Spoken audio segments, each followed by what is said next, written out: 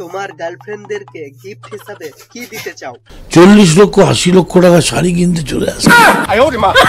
আমি যাই কিনি দুটো কিনি, একটা বইয়ের জন্য আর একটা বান্ধবীর জন্য।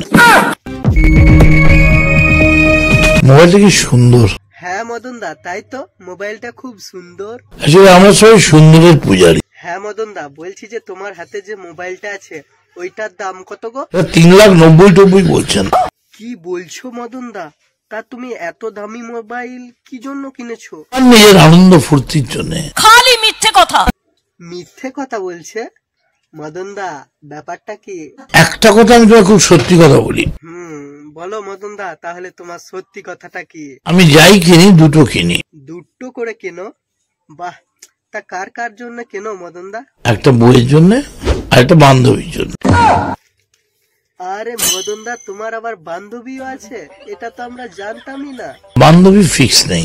মানে বুঝলাম না, কি বলতে চাইছো? আর আমার 29টা বান্ধবী।